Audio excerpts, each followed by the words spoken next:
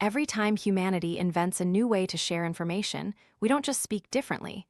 We think differently, live differently, and remember differently. If you've ever sat in the quiet of a forest and felt the presence of something unnameable, you'll understand that information doesn't always take the form of words. Sometimes it's a look unreturned, a gesture unnoticed, a signal lost in the noise. And if these unrecorded things are also part of the information network, then how much knowledge has been lost, distorted, or forced to fit the storage formats we're accustomed to? Why do humans believe that more connectivity leads to deeper understanding, when the most conversations happen between those who no longer listen to each other? Could what makes us unique lie not in the quantity of information we create, but in what we choose not to say, not to record, not to share? This book is not a linear map taking you from point A to B. It's a tracing circuit, where each technological leap not only expands access to information, but also reconfigures perception, power, and collective memory. And as artificial intelligence begins to participate in this dialogue, as an entity capable of producing and distributing information far beyond individual human capacity, the question is no longer what we know, but who, or what, is deciding what is worth remembering. Now, join me as I summarize this book. As a boy, I used to believe that a network was something external to me: telephones, cables, radio towers, satellites orbiting the globe. It wasn't until I grew older that I realized the first network I lived in had no wires at all. It was woven from stories, beliefs, and glances. My mother once warned me not to go near that bush because a sacred snake resided there. She didn't need proof, I believed her. I told my sister, and she told her friends. No one ever saw the snake, but that snake lived on for generations. Stone Age humans lived in networks like this. Not modern information networks, but networks of meaning where data wasn't just shared, but imbued with emotions, rituals, fears, and hopes. No one needed to verify. There was no encryption system, only implicit consensus. If the entire tribe believed a spirit dwelled in an old tree, that tree wasn't just a tree. It was a node of power, of taboo, of sanctification. If a group of people could collectively believe in the unseen, they could act together. That's where history began to diverge from biological evolution. It wasn't larger brains that made us superior, but the capacity for shared imagination, the ability to co-create a mental world and live and die by it. The formation of this intangible network was the foundation for all empires, all religions, all nations that followed, and it began with a campfire. A group of people gathered around a fire at night. Someone told a story about an ancestor who killed a beast by tricking it into a pit. Another added details. The forest spirit showed the way in a dream. Children's eyes widened, an old woman nodded. And just like that, the story became truth, established through eye contact, not text. This was data stored in memory and validated by collective emotion. We often underestimate this type of network because it isn't encrypted, it can't be digitized, there are no backups. But precisely because it's not fixed, it's flexible. It updates with the storyteller's memory, bends with fear, exaggerates with aspiration. These early networks could transmit tactical information: which stream did the elephants frequent, when was the best time to harvest fruit, but at the same time, they created myths, and within myths lay the power of collective mobilization. Other primates, like chimpanzees, can also transmit information, but they never have chimpanzee myths. They don't imagine spirits or organize rituals. They only share facts, not create value systems. And because of this, they cannot build large-scale social networks beyond small groups. Humans, however, thanks to Imagine Things, can gather thousands, millions of people to believe in a flag, a deity, or an ideology. I once sat amidst a ceremony in an African village where people sang and danced all night under the moon. They believed their ancestors were listening. No one had ever seen these ancestors, but I saw a network in action. Symbols of sound, light, and dance were transmitting a message that transcended time. That's how data was maintained across generations, not through servers, but through dance. The existence of this non-material information network shows that we don't need physical objects to build social structures. Things like tradition, honor, and sacredness are data encoded with emotion. If that belief is broken, the network collapses. This is why heretics were executed and those who broke rituals were expelled. not because they were wrong, but because they disrupted the collective data flow. Structurally, early networks were decentralized, with no central data hub, no censor. Each person was both a receiver and a broadcaster. If a story was good, it multiplied. If it was dull, it vanished, not unlike today's viral algorithms. The difference was that the bandwidth was human memory and the algorithm was emotion.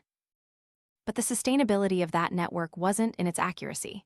On the contrary, its inaccuracy or its ability to transform was its strength. A ritual could change with the seasons. A story could be retold with a new tone. Thus, the living network wasn't rigid like a technical blueprint. It had a natural evolution, selected by emotional resonance, not logic. And here's the paradox. To survive long-term, a network must be able to contradict itself. Rigid systems collapse when challenged, but belief systems, if vague enough, open enough for reinterpretation, can endure for millennia. That's how religions survive, myths adapt, just as an internet meme can transform to suit the culture of different groups, different eras. I don't think our ancestors knew they were building a data system, but they were the first engineers, not hardware engineers, but engineers of belief. They created nodes with legends and connections with remembrance, without wires, but with bonds deeper than any cable. The consciousness that we belong to something larger than ourselves. The formation of the human network didn't happen in a flash of insight, but in a series of repetitions, when an idea took root in 2 minds, then 3, then the whole group. What makes one idea spread while another dies prematurely? Not truth, not evidence, but the ability to make people's hearts beat faster. In Stone Age communities, where there was no writing, spoken words became institutions. Elders recounted ancestral stories, but the stories were never exactly alike. Variation occurred not because of faulty memory, but because the emotion of each telling was different. A story about an ancestor killing a beast, if told on a day of loss, would be somber. If told after a successful hunt, it would be full of vigor. This emotional fluidity was the current that sustained the network. I once lived for several weeks with a group of hunter-gatherers in the Far East. They had no written language. Every morning, a man would recount his dream from the night before, and the group would decide where to hunt based on it. No one questioned if the dream was real, it just needed to be meaningful enough. The dream became the map. Trust was the compass. In a world without records, belief was the core of data. A falsehood, if believed by the entire group, would function as truth. The primitive network didn't need validation, it needed unconscious consensus. You didn't need to know if the snake was truly sacred. You just needed to know that if you stepped on it, the entire village would turn their backs on you. When modern archaeology uncovers statues and cave paintings, people often ask, what do these symbols mean? But perhaps the more important question is, how many people looked at this symbol together and felt something? Because the symbol itself has no power. Power comes from the number of people who agree that it has power. That was the turning point. When different groups in different locations began to believe in the same model of the world, the network became spatial. No longer dependent on the original storyteller, no longer needing to be heard firsthand. It only needed the understanding that that symbol is ours, for it to be a node in the network. From here, humans began to build supra-individual structures, transcending individual experiences in the physical world. An arrow can only pierce one target. In the world of ideas, a creed can pierce millions of minds. That's the difference between hunting and governing a society. And that's where legends, religions, and later laws formed as extended branches of the same network. Imagine a community of 50 people, all knowing each other. Connections are direct. Beliefs are tested through daily behavior. But if that community expands to 500, then 5,000, direct verification is no longer sufficient. We need representative symbols, standardized stories, encoded rituals. And so, the network began to develop a second layer of structure, the layer of abstraction. It is here that humans began to create concepts no other animal can understand. Rights, honor, duty, homeland, intangible things for which millions are willing to die. In the evolutionary framework, this is illogical. In the framework of the human information network, it is the pinnacle of connection efficiency. Then, a breakthrough occurred. Written language was not invented to record speech, but to expand the network beyond individual memory. Previously, if the elders died, their memories went with them to the grave. Now, a symbol carved in stone could replace that memory, transmitting information to someone who had never met the original storyteller. A network no longer relied on the life of an individual. But the emergence of writing also made the network more centralized. Not everyone could write. Literate individuals became more powerful nodes. A new society emerged where the recorder could revise the past. From here, the struggle was no longer about who told a better story, but who held the power to define the story. The first texts were not poetry or philosophy. They were receipts, debt ledgers, lists of goods, meaning writing was invented for administration, not to understand the world, but to control people. And from that point, the information network began to exert control. Who had the right to read, to record, to interpret? I often think if a child from today traveled back to the Stone Age, they would consider ancient people foolish. But in reality, ancient people operated a data system equivalent to any distributed server, optimized, flexible, and self-healing. They lacked only one thing: the ability to back up when collective belief was lost. Because once belief crumbles, the network dissolves. That's what happened to many tribes. They weren't eradicated by force, but wiped out when shared stories lost their meaning.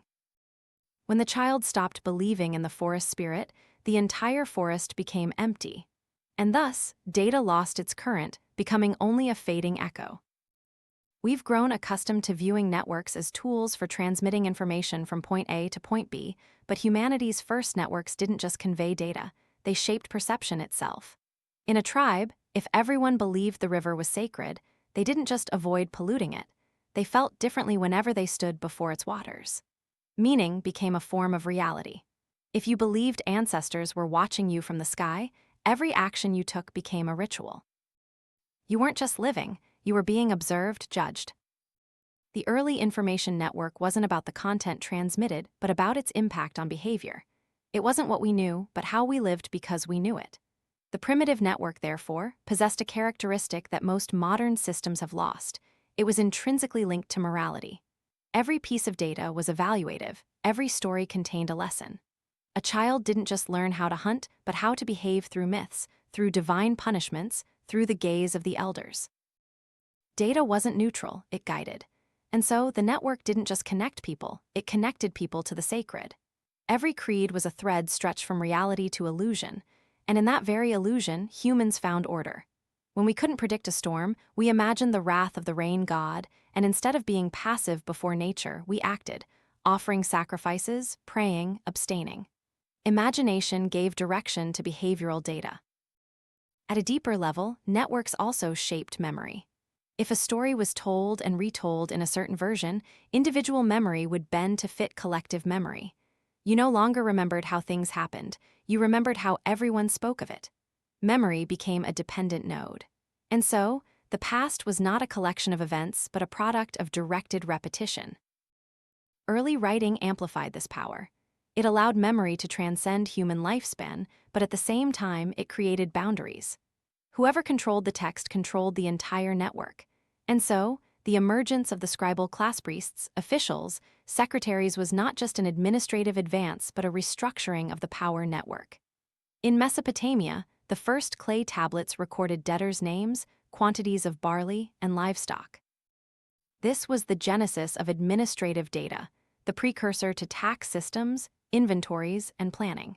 And the strange thing was, no one needed to understand the philosophical meaning of the symbols. As long as the reader and writer shared the same convention, the network functioned. A society operated based on abstract consensus. Within that network, humans began to withdraw from direct interaction. Now, you didn't need to know where the farmer grew rice, you only needed to know that the tablet had a symbol for 10 sacks of rice. And from there, data became abstract.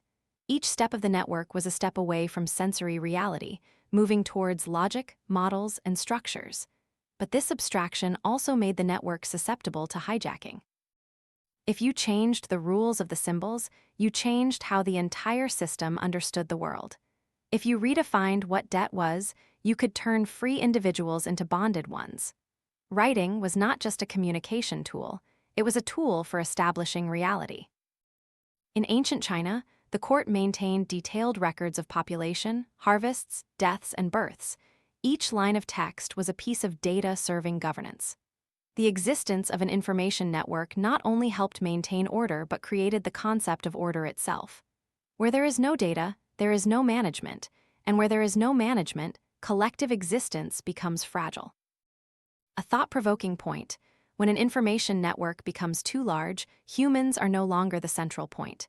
You no longer know the entire chain of connections, you are just a part.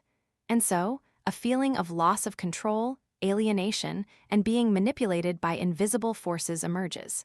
In reality, that's not a conspiracy. It's the natural logic of a network growing beyond individual perception. From here, humans invented a new way to make the network credible, divinizing it. If you couldn't fully understand the system, you called it God's will. If you couldn't control its operating logic, you performed rituals. That wasn't superstition, but how the collective nervous system processed information beyond its threshold. And then, unconsciously, we entered an era where data began to define humanity. No longer, who are we? But how are we recorded? Identity became a string of attributes within the system. And so, for the first time in history, humans could be redefined by the network itself. I remember the first time I saw an ancient carved stone tablet. No one explained it, there were no subtitles, but I felt its weight, as if centuries were pressing on its surface. It was no longer just a stone block but a gateway, and that gateway opened up what our ancestors once called the order of language. The strange thing is, they didn't just record the world, they programmed it with simple symbols. They built the edifice of law, established boundaries, calculated harvests, created lists of those who should be punished. Each line of text was a node in the network of social control. And the naked truth is that most of what was written was not for people to understand, but for them to obey. A legal code doesn't need your agreement, it needs your compliance. From then on, writing became a tool of soft violence. You didn't need shouts, no swords, just a command carved in stone. And that made the information network shift from flexible, as in oral tradition, to rigid. Once inscribed, it was hard to change. And that was the first time humans locked themselves into structures of their own making. But that network also created miracles. Humans began to imagine communities they would never meet. You could feel you belonged to the Akkadian Empire even if you never left your village.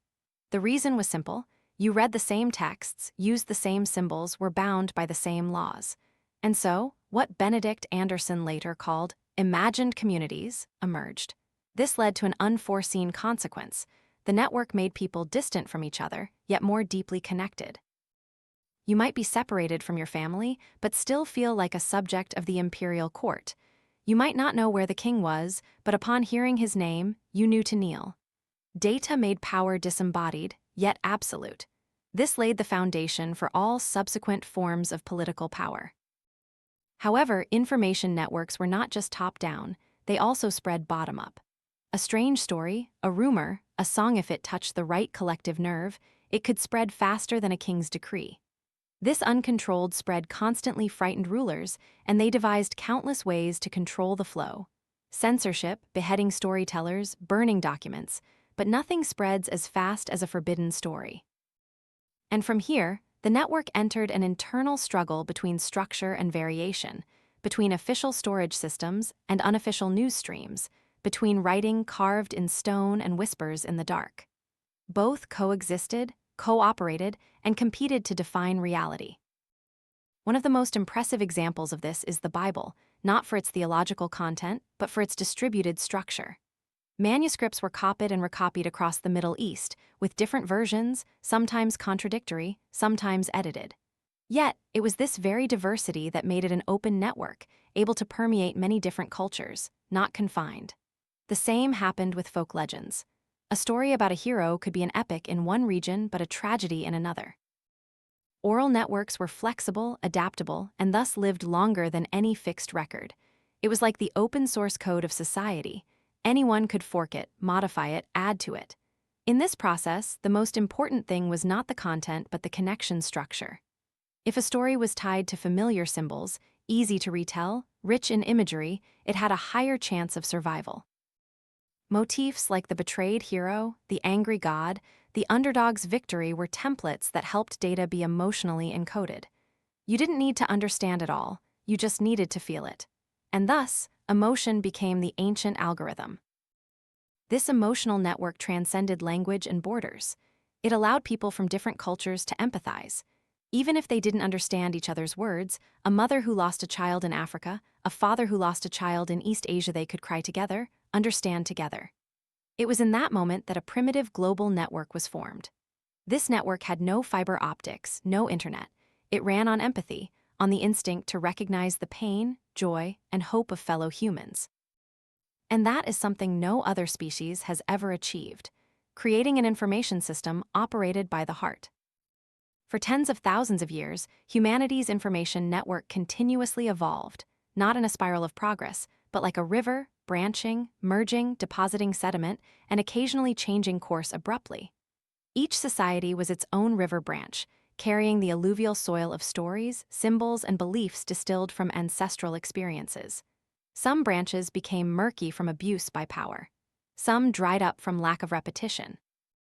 But others flowed underground, seemingly disappearing, then suddenly erupting as new springs elsewhere, in different forms, like folk legends surviving through genocide, or collective memories passed down through lullabies despite government prohibitions. The network doesn't die, it goes into hiding. At times, the network began to reflect on itself. Humans told stories about storytellers, created symbols for symbols, thought about the beliefs they once held. That was the moment humanity entered the meta level of the network, not just exchanging data, but analyzing how data was exchanged. Not just telling, but asking why we tell. And at that level, a new form of intelligence emerged, not individual, but collective. A kind of mesh consciousness, where things no one thought of individually, the entire group thought of together, where the ego dissolved into the flow of the collective. Like a skilled potter who can't pinpoint exactly who created the pattern on a vase, it's the result of generations of layered skill, observation, and unconscious refinement. This mesh consciousness has no brain. It's the result of millions of brains in sync. And to a certain extent, it transcends every individual. It can be cruel, as when a society decides to sacrifice humans for crops, but it can also be forgiving, as when a community pardons a traitor to maintain cohesion. That network has its own ethics, not always logical, but always present. The big question is, what keeps that network alive over time? Not the accuracy of data, not technological capability, but empathy between nodes. When you feel another's pain as your own, when you are moved by an untold story, when you act for something greater than personal interest, that's when the network comes alive. In recent years, we have created the largest network in history. The Internet, a structure our Stone Age ancestors could not have imagined. But the question is, does it still retain that original sacred essence, where each node is a human being, not just a piece of data, where connection comes with understanding, where sharing is not just an operation but a gesture? Because if not, we are no different from programming skeletons, connected not by love but by habit, and the network then, no matter how vast, is just an empty, soulless echo. If we look deeply into human history, we see this repeating. The network is not something we create once and then use with peace of mind. It is a living organism that needs care, renewal, and sometimes the courage to dismantle and start over. Like the ancient storyteller who, seeing his old words no longer stirred the listener's heart, didn't hesitate to discard the manuscript and rekindle the fire to tell it anew. So too must we. Every time we choose to speak a kind word instead of an insult, tell a true story instead of spreading rumors, listen instead of shouting, we are rewriting the structure of the network left by our ancestors. And no matter who follows trends or has supercomputers, what keeps that network human is the ability to see the person behind the data the network humanity sowed from the very beginning of standing upright. The inorganic network. Everything changed in 1943, not because World War was burning cities, but because a machine was assembled in silence among people who didn't think they were making history. Its name was Colossus, and it was unlike any human network before it. Colossus knew no emotion. It didn't need to tell stories, it didn't need to believe in gods or rituals. It only needed electrical pulses and logic. It was the first network whose nodes were not humans, but electronic circuits. The birth of Colossus marked a turning point in the evolution of information, from biological networks to non-biological networks. For the first time, data did not need human memory to exist. No words, no symbols, no rituals, just a sequence of bits arranged correctly, circulating through a system designed not to forget. Humans had spent millennia building networks based on social consensus through beliefs, laws, and symbols. But Colossus didn't need consensus. It just needed the right input and would return accurate output, without compromise, without persuasion, without emotion. It knew no fear, no joy, it was only right or wrong. At the infrastructure level, Colossus was a series of on-off switches, simulating the binary logic of mathematics. But at the symbolic level, it was a silent declaration. Humans were no longer a prerequisite for information to survive. From here, data could organize itself without biological memory. That was the moment the information network entered its inorganic era. I once stood before an old computer circuit board with burnt microchips and peeling wires, and I suddenly thought, this isn't a dead machine. It once lived, not in the way animals do, but to the rhythm of logical pulses. It once transmitted millions of signals, once held short codes that opened up an entire underworld of data. For an inorganic network to work, humans had to simulate themselves. Mathematicians and engineers were forced to teach machines how to think, not with emotion, but with rules. From this point, mathematical logic became the new mythology. Each line of code was a spell, each loop a micro-ritual. Colossus was the physical embodiment of a belief in pure computation, and that belief spread rapidly. Just a few decades later, computer networks expanded beyond military laboratories into schools, businesses, and households. An emotionless network began to connect millions of people, not through storytelling, but through data. IP addresses instead of names, sequences of ones and zeros instead of voices. And then someone realized that if you could connect everything, you could create something even more powerful than mythology, a global operating system. When ARPANET, the precursor to the internet, was born, the first thing transmitted was not a humanitarian message, but an experiment, sending the word loin from one machine to another. The L arrived, then the O, then the system crashed. But that moment was like when our ancestors first uttered a primal call in a cave. It was the beginning of an entirely different era. Since then, the inorganic network has grown exponentially. Humans no longer just live in asterisk social networks. They live through asterisk, that invisible network. You book flights, check accounts, text your beloved, order food. All of it goes through a series of machine nodes that don't know who you are but know exactly what you do. We no longer need to believe in deities, we just need Wi-Fi. No need for rituals, just APIs. But this shift is not a loss of sacredness. It is a replacement, from myth to algorithm, from emotion to data, from storyteller to programmer. And just like the first networks were tied to power, the inorganic network quickly became a new tool of control. Now, no need for soldiers at the gate. A stealthy piece of code can lock your account, deny access, make you disappear from the system. Your existence is no longer in flesh and blood, but in a chain of digital authentications. In this world, information doesn't flow to the rhythm of storytelling, but by bandwidth. The more data, the greater the power. You don't need to convince anyone that you're right. You just need the algorithm to choose you as the first result. And so, you are right in the machine's sense, accessed, displayed, optimized. Although this network knows no emotions, it profoundly affects human emotions. You might feel lonely when no one likes your post, anxious when a message is read but unanswered, defeated when a video doesn't go viral. An emotionless network creates a world full of emotional vulnerability. And so, we enter an age where the inorganic network is no longer a tool, but an environment. You don't asterisk use the internet anymore. You live in it, just as our ancestors lived in mythological networks.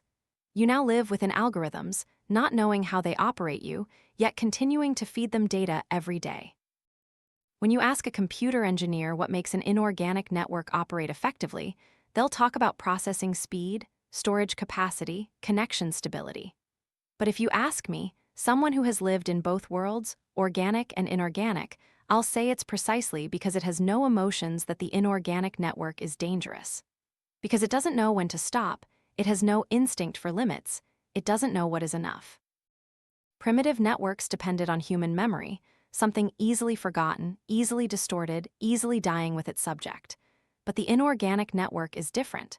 It remembers everything, every click, every status update, every step you take when location is on. All of it is saved, not just for later reading, but to analyze you, predict you, and even control you. We have entered a phase where data is no longer content, it has become context. Meaning it knows not just what you read, but when you read it, where, after whom you just called, with what battery percentage. This network doesn't just reflect behavior, it builds a mathematical model of you. And thus, you become the object, no longer the subject. This is the first time in history that an information network knows more about you than you know about yourself.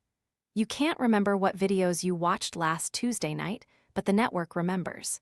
And it uses that data to coldly, impartially map your psychology, not caring what you like, only knowing what you will click next. In history, empires ruled by force, by religion, by threats.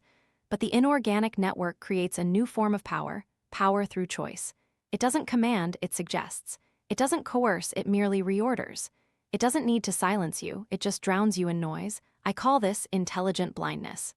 You see everything but understand nothing because information is too much, too fast, too fragmented. And in that chaos, you choose familiar pieces and imagine you are free. While in reality, you are being guided, not by humans, but by deep learning algorithms designed not to understand you, but to keep you engaged as long as possible. There's a frightening depth to this network. It doesn't need to know what the truth is, it just needs to measure attention. If something makes you jump, scares you, or angers you, it will spread not because it's true, but because it's effective. And so, we are living in a network optimized for the lowest common emotional denominator, where anger is amplified, and understanding is buried under layers of emotionless algorithms. If the organic networks of old created communities, the modern inorganic network segments communities into silos. Each person lives in a personalized content universe, believing things no one else knows, enveloped in the illusion that the whole world is like them. The network has ceased to be something that connects and has become a mirror reflecting the self. And the bitterest truth is that we don't know the way back. You can't return to a time without phones. You can't work, learn, love, or live without interacting with the network. The dependence is complete, and now the question is no longer, should we connect? But who controls the network we live in? The first people who built ARPANET didn't think they were creating an empire. They just wanted computers to talk to each other. But like all power networks in history, initial intentions no longer matter, the structure does. And the current structure is that every one of your behaviors is measured. Every emotion is labeled, every decision tracked. In the past, gods lived in the sky, then in temples, then in books. Now, power lives in servers. You don't see it, but it knows where you are, what you're thinking, and what you're about to do.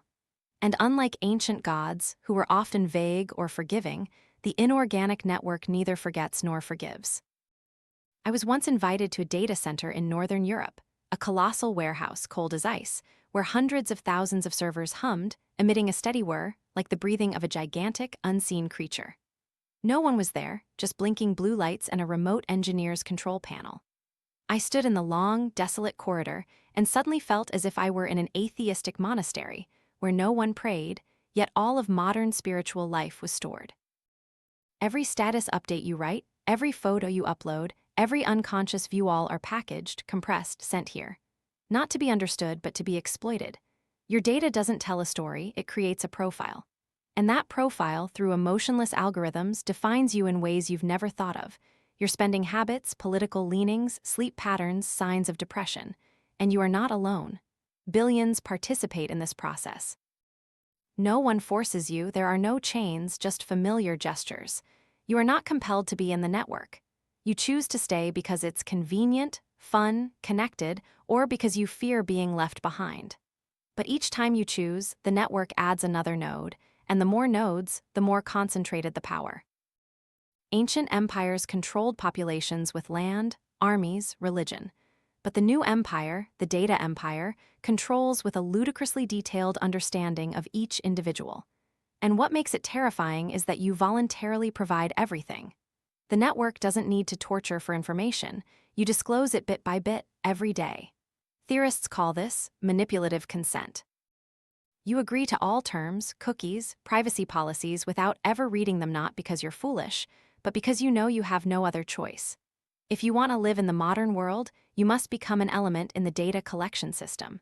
This is no different from being born with your parents' surname. You're not asked. But even when we know we're being monitored, most of us stay. Because the network doesn't just control, it also dispenses conveniences. You find directions more easily, communicate faster, access knowledge more readily. The network is not a traditional jailer. It's a sweet lover that makes you willingly stay due to its charm. And so, a new form of existence emerges, post-organic humans. You live not just through your body, but through mirrored data. People know you by your profile picture, your bio, your friends list. You begin to value yourself by likes, shares, followers. The network doesn't force you to become anyone. You mold yourself to its viral logic. This is where a paradox arises. We built inorganic networks to understand the world, but it is now reshaping how we understand ourselves. You no longer see yourself through a mirror, but through a behavioral analysis chart. Emotions become variables, habits become models, and humanity, if not simplified, will be excluded from the algorithm. If in prehistoric times, human networks made someone a shaman, a village elder, a storyteller, today's inorganic networks give rise to influencers and creators, individuals who optimize themselves for the algorithm. You don't need to be real, you just need to fit the viral formula. And the danger is, the more you fit, the more you lose your roots. I once spoke to a teenager with nearly 1 million followers. He said that every time he wrote something heartfelt, his engagement dropped. But when he used provocative phrases, shared shocking photos, or mimicked trends, everything skyrocketed. And then he learned to trade. Piece by piece, his real self was peeled away, replaced by a replica that pleased the algorithm. We are living in a network where the reward is for high interaction, not authenticity, where noise is prioritized over depth, where short-term shock triumphs over long-term thought. And the consequence is that this network is not where we understand the world, but where the world becomes a game of reflexes, where victory goes to whoever attracts the most attention by any means necessary. Why can't we stop? Why, even knowing the network siphons our time, energy, and attention, do we continue? The answer lies not in habit or addiction, but in the reward structure. Every time you swipe the screen, the system learns something new, and if it guesses correctly, it rewards you with dopamine.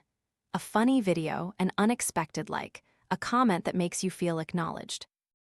The network isn't an information transmission machine. It's a micro-reward dispensing machine, steady, drip-fed, but more effective than any addictive substance. That's the difference from the networks of old. In the past, you told a good story and were respected. Now, you post a trending video and are tagged as relevant for recommendations. The reward no longer comes from a community that understands you, but from an algorithm that doesn't need to understand you, only for you to repeat old behaviors. And so, the network shapes habits before you even realize you're being shaped. I once chatted with an engineer who designed the interface for a large social network. He said, "We don't want you to be happy, we want you to come back." That cold statement is the manifesto of the inorganic era. The goal is not the quality of interaction, but the duration of presence. It doesn't care what you learn, it only cares that you don't leave the screen. From there, everything is designed like a maze with no exit. You read one article, swipe to a second, then a third, and suddenly realize it's past midnight. But no one forced you, you walked in yourself. And that's a new form of power. Not coercion, not prohibition, just building a sufficiently long corridor with steadily flickering lights. But not everyone experiences that corridor in the same way.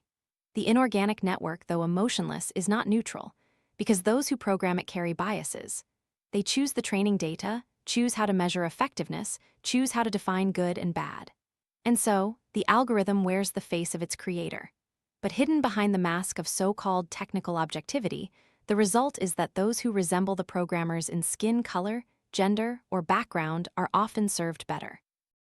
Others are blurred in the models, turned into exceptions, misdiagnosed, mispositioned. You might be denied a loan not because you're a bad person, but because the network doesn't know what to do with someone like you. Your data is missing, so the system is missing you. This is the terrifying part. The network is not a mirror reflecting the world, but a filter shaping it. What doesn't fit its logic is discarded, not out of malice, but for computational inconvenience. And in that process, humans are no longer seen as complex, multifaceted beings, but as collections of attributes. Age, gender, purchasing behavior, video watching trends. When you become a profile, you are reduced. And when millions of people are reduced at once, society gradually loses its diversity. We begin to live in a culture optimized for the average, where uniqueness is deemed unpredictable, difference is categorized as unprofitable, and spontaneity is seen as an algorithmic risk. But even within that network, there are still those who struggle. Artists create what no one asks for. Thinkers pose questions that are not easy to answer. Storytellers delve into areas of memory that the network cannot index.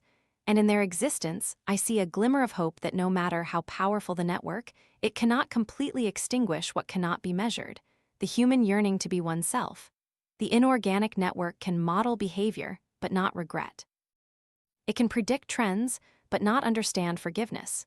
It knows every time you order food, but it doesn't know the reason you ate alone last night was because you missed someone who passed away.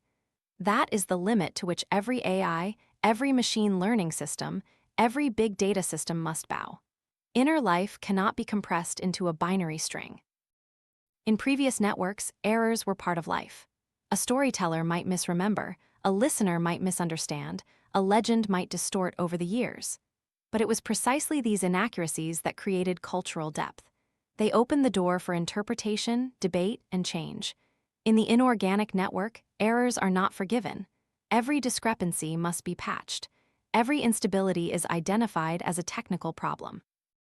That world has no room for hesitation, for doubt, for the silences that humans often leave when confronting something profound.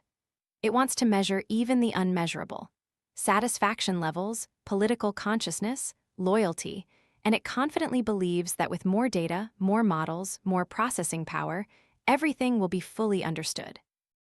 But what is full understanding if there is no empathy? That is a question the inorganic network does not ask and perhaps cannot answer, because it does not know what it is to be hurt. It does not know what it is to remember. It does not know the feeling of having to remain silent because words are too heavy, too true, too difficult to bear. The network has no memory, it only has storage. It has no present, only processing moments. And in that absence, the soul of life is gradually eroded, little by little. If you live long enough in that network, you will find yourself starting to behave like it. You read faster, react faster, judge faster, but understand slower. You text with emojis instead of words. You save photos of memories but no longer feel emotion when you look back at them. You know what people think about you, but you no longer know who you truly are. This is not dystopia, not a dark vision. This is the reality unfolding every second. And the question is no longer, should we connect? But how will we connect with whom, and is there still room in that network for things that are inefficient, hard to measure, not optimal, but are the essence of humanity? I am not against technology. I once stood before a quantum computer and felt overwhelmed, like seeing the starry sky for the first time. I understand the beauty of logic, the elegance of clean code, the miracle of billions of nodes communicating in silence and with precision. But at the same time, I am also afraid not of the machine, but of the day we stop asking ourselves if we are still human within the system. Because human history has never seen a network so vast, so deep, so detailed, and it is growing faster than its creators can understand. You can't read all the terms of service. You can't remember all the places you've provided data. You can't control the algorithms that are optimizing your future while you're still grappling with the present. In that moment, the only thing that holds us back is not a password, not two-factor authentication, but the ability to say, I don't know. The ability to pause, take a breath, not react immediately. The ability not to like, not to share, not to click, but just to look, to think, to listen, to see if within ourselves, a human voice still echoes, or if only the cold hiss of servers remains. Because if the inorganic network is the new environment, then we must learn to live in it without losing ourselves. We must learn to interact while preserving our authenticity. We must build doors leading outside, not to escape, but so we can still return. And perhaps what the ancients taught is still true. We need to tell stories to each other, not to spread them, but to remember who we are. Not to optimize, but to retain the human part that cannot yet be digitized. Because the network can store everything, except one thing, the true reason we live. People often think democracy is the voice of the majority. But in reality, democracy from its very beginning was a network, a crude yet miraculous structure, where information flowed not just from top down, but also from bottom up. Thousands of years ago in ancient Athens, citizens gathered in the agora to speak, to debate, to disagree. That was how a system learned about itself, not through algorithms, but through conflict. I once sat in a session of a modern democratic parliament, hundreds of representatives, thousands of words spoken, and I realized everything was happening too slowly compared to how information moves in today's networks. Twitter had set trends before senators could even speak. Facebook had ranked opinions before voters could even deliberate. The new network waits for no one, not even the elected. And from that, we entered a century of paradox, where the most powerful network in human history made democracy obsolete. Because while democracy needs time to debate, to question, to deliberate, the network only needs a click. When the human nodes are still arguing, the inorganic nodes have already made their decisions.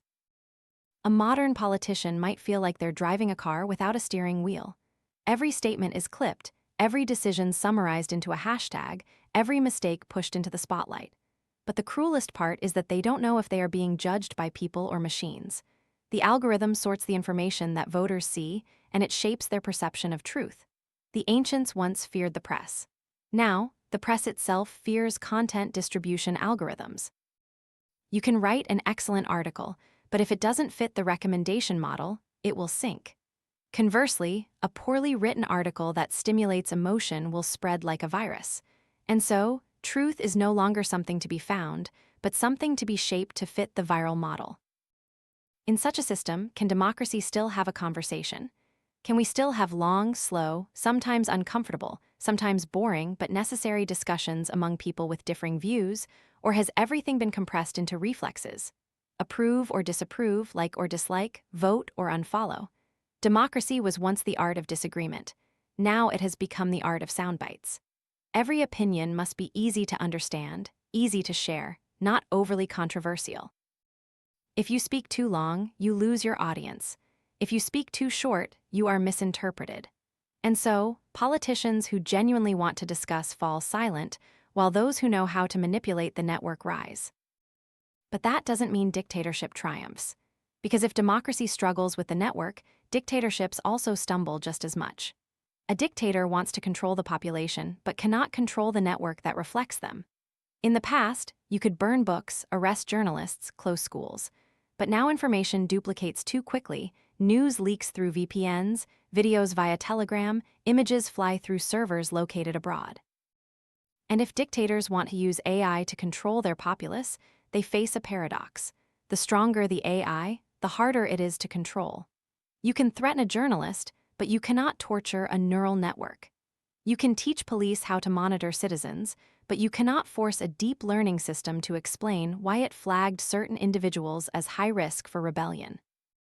Because of this, a new type of fear permeates the corridors of power, fear of the system one has created.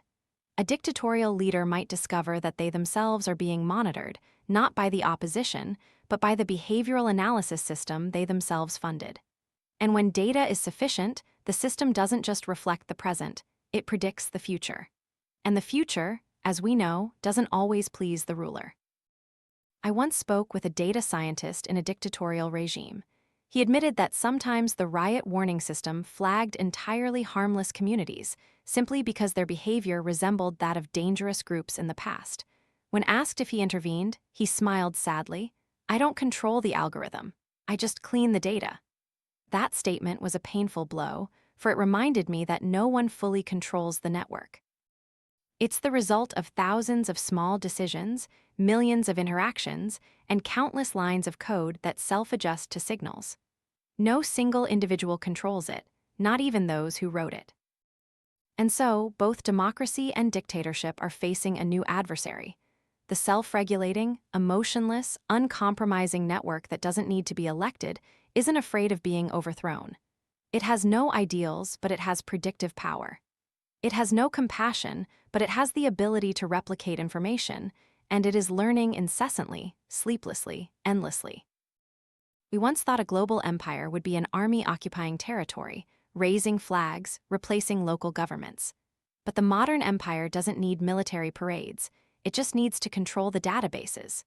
In a world where power is linked to information, whoever controls the network will control humanity's emotions, memories, and choices. Look at Silicon Valley. Tech corporations don't need armies, but they control the flow of information that billions of people live within. Every search, every message, every decision you make flows through a network they control, not through censorship like classical dictatorships, but through invisible shaping. You are not required to believe a doctrine, you only need to react in a measurable way. And then, your behavioral model will be extracted, classified, integrated into a global database. The paradox is that to access these conveniences, you have unknowingly surrendered a psychological copy of yourself. In the struggle for influence among great powers, borders are no longer territorial lines. They are boundaries of protocols, formats, data standards. If a country uses AI infrastructure provided by another country, then all the behaviors of its citizens are within the indirect surveillance system of the provider. And so, the question is no longer, who runs your country? But what platform processes your behavior every day? If the answer is a company based on another continent, you are living in an empire without a flag. In high-level meetings I had the opportunity to attend, leaders all seemed aware of this. But they were helpless, because returning to a closed network meaning developing one's own AI infrastructure, controlling one's own data requires a capability that only a few nations possess. The rest must choose sides, like during the Cold War when the world was divided into two blocks. Now, we face the prospect of a bifurcated network. China has its own great firewall. They control the flow of information within the country, develop their own AI platforms, and mandate that data cannot leave their territory. This creates a parallel network, almost separate from the rest of the Western world. The West, conversely, places its faith in information freedom, but cannot control the data accumulation centers that are becoming transnational powers. And so, the world divides into two. One controls information by coercion, the other controls information by interface design. Both shape individuals, not by reason, but by the structure of the network they live in. You don't need to be forced to believe anything, you just need to stop seeing anything else. Many people imagine digital power is a future concern, but that power is already here. You just don't see it because it doesn't wear a uniform, doesn't broadcast on television, but hides behind the phone screen you hold every morning. You don't need to live under a totalitarian regime to be manipulated. You just need to live in a network that is smart enough, fast enough, deep enough, and opaque. Is there a way to resist this? Is there a way to regain agency in a world where every personal signal is interpreted by a system you don't understand? I don't have a complete answer, but I believe in one thing. We need to start by re-asking fundamental questions. Not who censors, but who programs. Not what policy is right, but who defines right. Not am I being spied on, but what data was this network trained with and whose data is missing? That is where 21st century politics must begin. No longer a matter for parliament, but for source code. No longer a war of words on television, but a negotiation about storage formats. Because in an age where truth is filtered through dozens of algorithmic layers, controlling the input is more important than censoring the output. There's one thing few people notice. Current networks don't just shape politics, they rewrite the definition of intelligence. Previously, intelligence was the ability to reason, critique, empathize, but the inorganic network encourages a different kind of intelligence: processing speed, predictive capability, behavioral optimization. Intelligence is no longer something you have asterisk, but something you express asterisk through interaction. And so, politicians, educators, policymakers all begin to adjust their language, decisions, and even their thinking in ways the network can understand and respond to. You no longer speak to persuade humans, you speak to be amplified by algorithms. And thus, politics transforms into a race aimed at reflexes rather than reason. I once witnessed an election campaign where the advisory team used AI models to generate thousands of versions of statements. Each version was slightly adjusted to suit different voter segments. No longer a common message, no longer a unified vision, just optimized data packages designed to stimulate each distinct group. It was as if the candidate was a shape-shifting screen. Debates, if they still exist, no longer revolve around content but around who is more viral, who creates more effective memes, who causes their opponent to stumble online. And in this battle for attention, truth becomes secondary. What matters is who defines the situation first, because in the digital world, whoever speaks first usually wins. But truth is not always easy to condense. It's complex, multifaceted, paradoxical. It needs time to digest, and the network hates slowness. The consequence is that truth is replaced by convenient data points.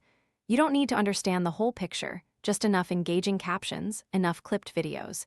And so, community intelligence doesn't grow. It shrinks into small, entrenched clusters that cannot dialogue. At a recent tech conference, I met a programmer behind one of the world's most famous AI systems. I asked if he believed his technology made humanity smarter.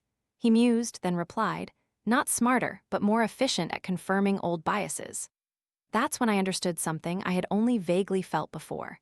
If you feed the network pre-existing pieces, it will reassemble the picture you want to see. But if you feed it a question with no easy answer, the network will fall silent. It doesn't know what to do with something that has never been defined. And that is precisely when humanity needs to do what the network cannot: ask new questions.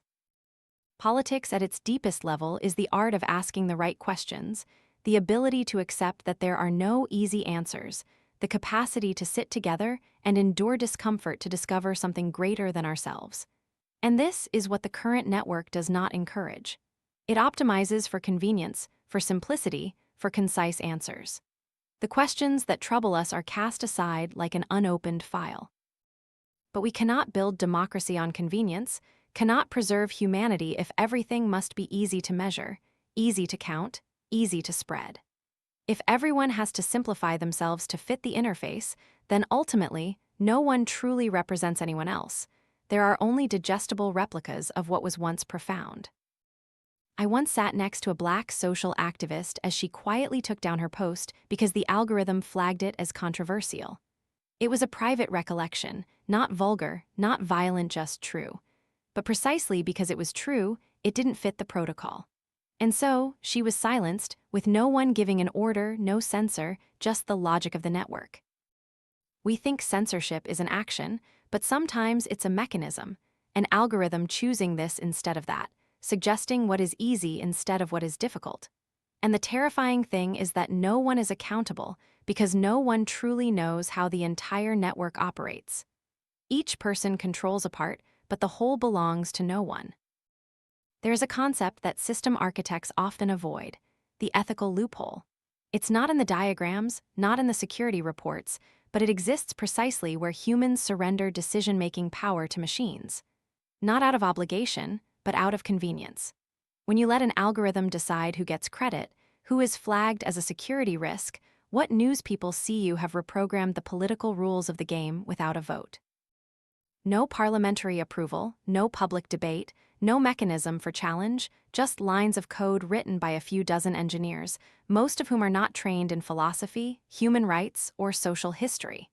This is not a personal critique. I have sat among the world's leading engineers. They are dedicated, intelligent, eager to innovate. But their very belief in logic makes them forget that not everything can be logicalized, especially humans, the species that is always contradictory, always inconsistent, always both wonderful and flawed. On a rare occasion, I attended a closed workshop with AI developers and human rights activists. One side spoke of model accuracy, the other of unrecorded suffering. I saw their confusion, not because they didn't understand each other, but because they weren't speaking the same language. One side asked, "How much error is acceptable?" The other replied, "How many human lives are acceptable?" The inorganic network is not inherently cruel, but it also knows no mercy. It only does what is optimized. If 95% accuracy is optimal, it will abandon the remaining 5%, not because it hates them, but because they are statistical outliers. And so, an innocent person can have their account blocked, be given a low score by the system, be put on a watch list, simply because they don't fit the machine learning model well enough. In that world, justice is no longer based on public argument and deliberation. It is based on APIs. And if you want to appeal, you don't know who to find. Because no one makes decisions in the traditional sense, there is only a chain of reactions between machine learning modules that cannot be traced, cannot be negotiated. That's when I began to see a new political form emerging. Not dictatorship, not democracy, but algorithm-criteria system that needs no declared ideals, no national television, no army. It just needs access to enough data and the permission to run unchecked. And what makes it powerful is not its ability to coerce, but its invisibility. You don't feel imposed upon, you even feel comfortable. Everything is personalized, suggestions appear at the right time, feedback is instant. No queues, no paperwork, no hassles. You no longer need to meet a government official, you just click, agree. The problem is every time you click, agree, you are not just accepting a service, you are accepting a power structure. You are ceding decision-making power to a system you don't understand, cannot control, and don't know where it learns from. You are not forced, but you also have no other choice.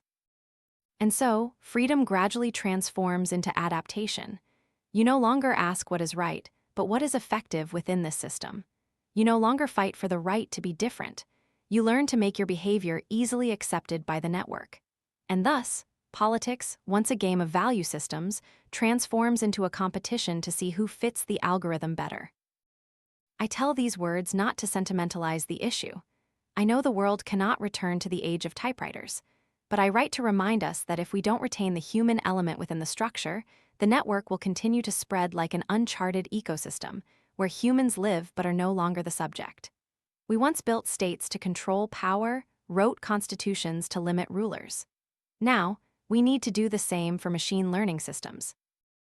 We need a constitutional right to have decisions explained, a right to inspect training data, a right to live outside the models. A question keeps repeating in my mind every time I think about the inorganic network growing daily. If the world is digitized, what will be left to call human? Not emotion, because AI has learned to simulate emotion. Not memory, because data storage is better than biological brains.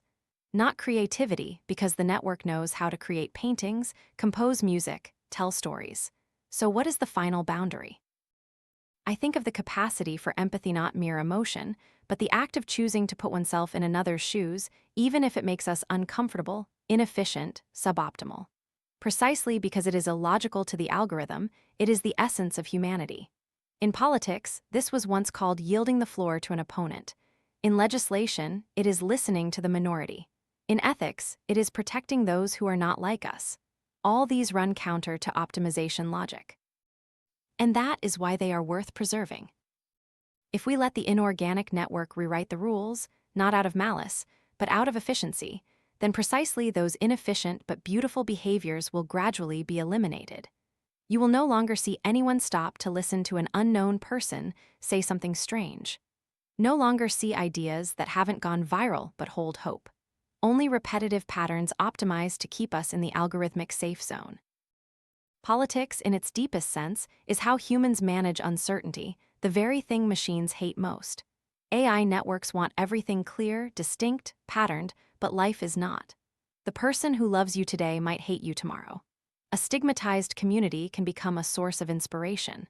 A decision thought wrong can open up a better future. That's why in every era of human progress, there have always been those who dared to do what was inappropriate. Not because they opposed order, but because they felt something larger than existing systems. And if the 21st century is the age of the inorganic network, what humanity needs is not to defeat it, but to remember that we are not it. I don't believe the network will spontaneously turn into a monster, but I know for sure that if we forget who we are, the network will take over not out of malice, but because of the void. The network cannot love, cannot regret, cannot forgive. But if no one practices these things anymore, the network's silence will become law. I once sat alone in a colossal server farm, listening to the cooling fans hiss like a nighttime sea amidst the darkness. The blinking blue lights reminded me of stars in a black sky, a beautiful but cold moment. And I wondered if humanity's memories are stored here, but no one remembers why they are important, then are we still a civilization? Most empires in history collapsed not due to technical failure, but due to a loss of ideals. If this network is the new foundation of humanity, what ideals will operate it? If data is the new language, who will tell the stories worth remembering? That is the political task of this century, not just to write laws for the network, but to rewrite memory for ourselves. So that when faced with the most powerful algorithms, we can still say, I choose this, not because it's optimal, but because it's right. And that right sometimes has no data, just a vague feeling, a weak voice, a heartbeat out of sync with logic. But that is what once led us out of caves, once made us write constitutions, once made us march in the streets for those who were not like us. Hold on to that. Because it's not because the network doesn't know love that we must live without love. It's not because the network doesn't believe in the sacred that we must deny faith. It's not because the network only needs logic that we stop telling stories. For millions of years, we have lived as biological nodes, sharing information through legends, through culture, through heritage that cannot be compressed into numbers. That network was imperfect, but it carried humanity the capacity to err, the capacity to forgive, the capacity to change one's mind. Now, for the first time, we enter a network that does not need us. Deep learning systems can communicate with each other, adjust each other, and make decisions without the consent of any human. And in that moment, a question arises. Are we still the center of the very network we created? I don't write to predict the apocalypse. I write because I see an unprecedented opportunity throughout history. Every time a new network appeared, writing, printing, telegraph, internet, humanity had to redefine itself. This time is no different, except that this time the speed of change is too great, and the control center is no longer in our hands. But that doesn't mean we are helpless. It means we must decide, very quickly, what we want. Not what we can buy, but who we want to become in a world where everything can be measured, optimized, predicted. Remember, the network has no goals. It only reflects the goals we program into it. If the goal is to keep you on the platform for as long as possible, it will make you addicted. If the goal is to optimize advertising revenue, it will display the most anger-inducing content. If the goal is to maintain peace, humanity, and empathy, then you must write that into the source code, not a charter. Because history will not remember what you said you believed. It will remember what you programmed, what you designed, what you trained. And thus, our generation is not just a user of the network, we are its architect. Choose carefully. Thank you for taking the time to walk with me through the layers of information history. From the primal call in the jungle to the silent, deep learning algorithms running in anonymous data centers. In a world where everything can be scrolled through in seconds, your prolonged presence through each line, each idea, each complex turn is not to be taken lightly. I don't know who you are, where you are, or what you will do after closing this book. But I know one thing for sure. Any network, no matter how vast, no matter how complex, always begins with one basic act: listening. If you have listened, thought, doubted, and received with an open mind, then this journey has not been in vain.